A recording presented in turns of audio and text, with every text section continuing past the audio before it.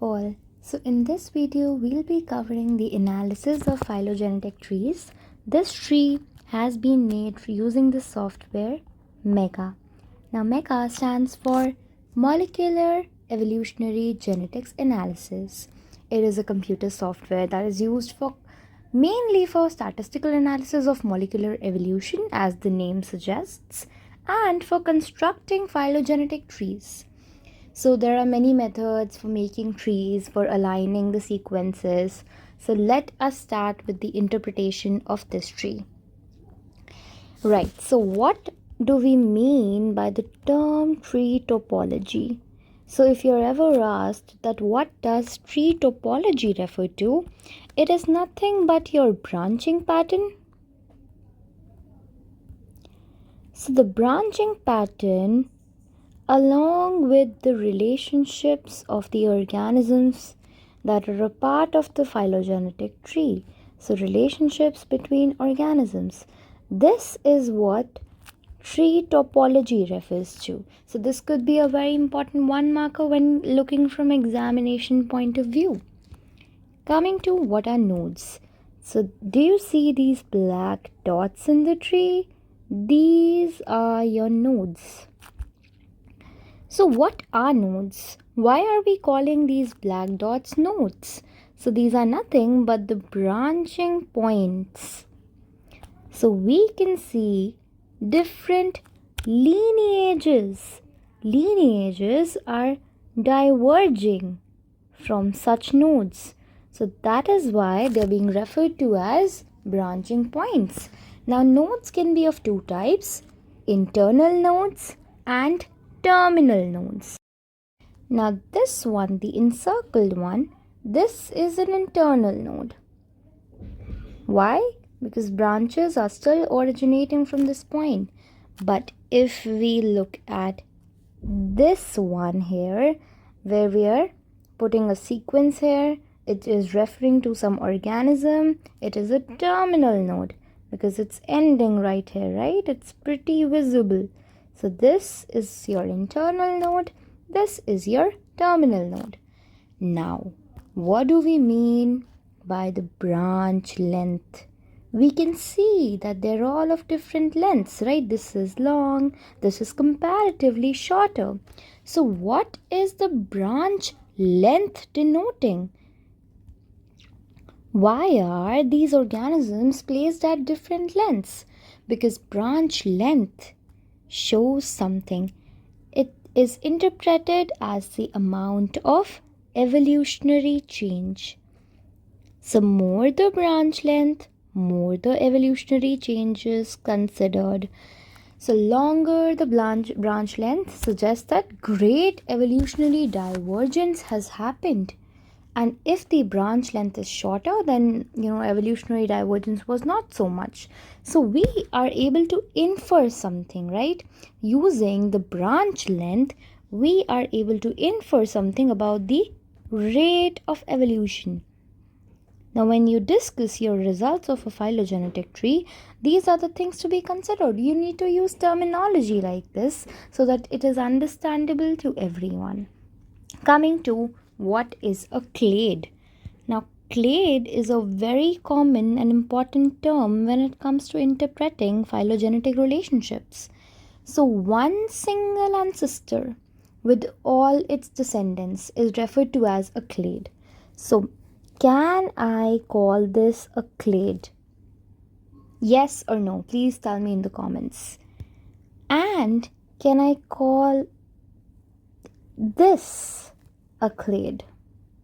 Again, let me know in the comments. So, like I said, clade refers to one single ancestor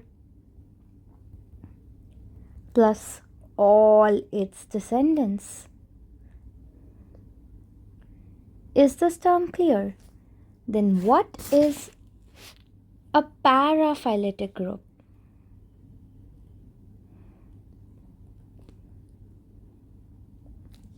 This clade is also called a monophyletic group, right? Paraphyletic group includes single ancestor plus sum of its descendants. Again, what is the difference? Here we had all the descendants and here we are having only some of the descendants.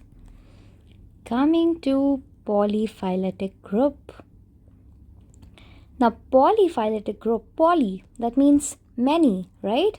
So poly means multiple, many evolutionary origins. And there can be more than one ancestors in this. So more than one ancestors are involved in this group. How many ancestors?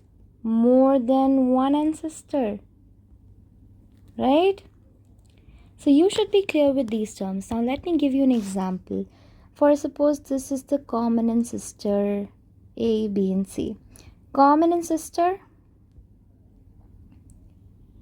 along with all its descendants.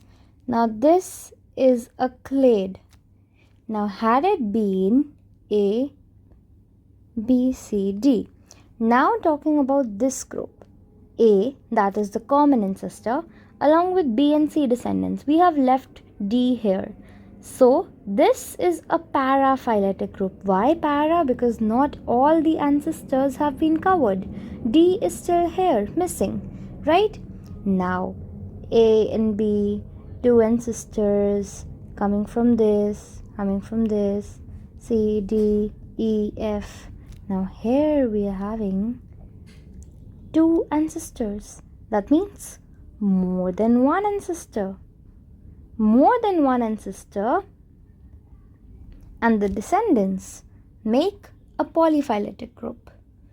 Now coming to the in-group and the out-group part.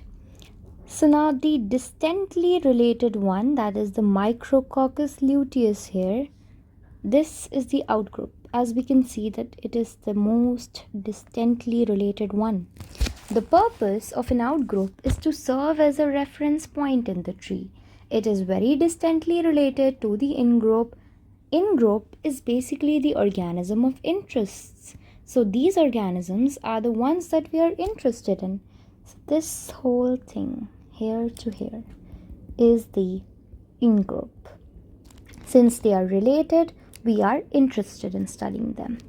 This is the outgroup. Outgroup serves as a reference point because it is very distantly related to the in-group. We can see it right here. Now, what is the purpose of the outgroup? It is helping in the rooting of the tree, right? So this is helping with the rooting of the tree and we are able to group things better. Clear till here? Coming to the bootstrap value. Can you spot some numbers here? 71, 76, 63, 87, 65. Now what are these numbers? So these numbers are the ones written on the notes. For example, let's take 63. So this number here is your bootstrap value. Now what is a bootstrap value? A bootstrap value indicates the statistical confidence in that branch grouping. Like for suppose this is A, this is B and C.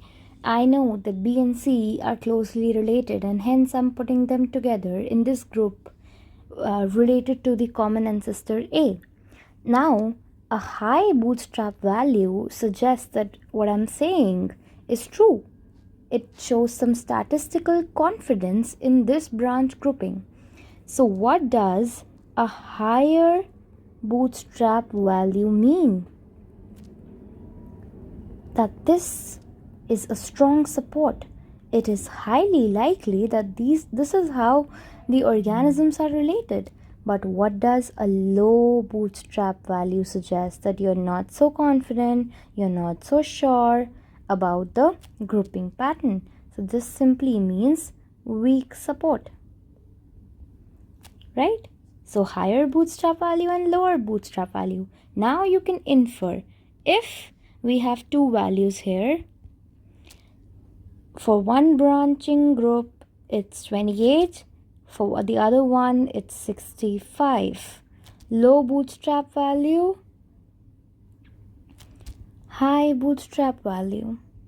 Which one has a better statistical confidence? As we discussed, the one with a higher value will have a more stronger support, more statistical confidence, so it's a more valid branching pattern.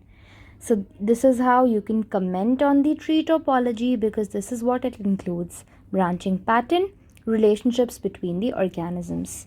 Now, what are sister groups? Let's talk about some sisters here. So the ones that are coming from the common ancestor, they are sharing the most recent common ancestor. Can I call this and this sister groups? No, because Inca recent common ancestor is way far off. So we need to take care of the recent common ancestor, and hence this and this make a sister group. Am I clear?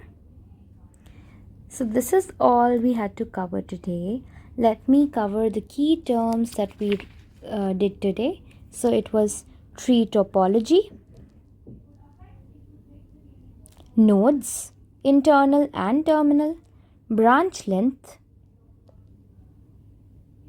sister groups, monophyletic group or a clade. Both the terms are right. Then we have the paraphyletic group,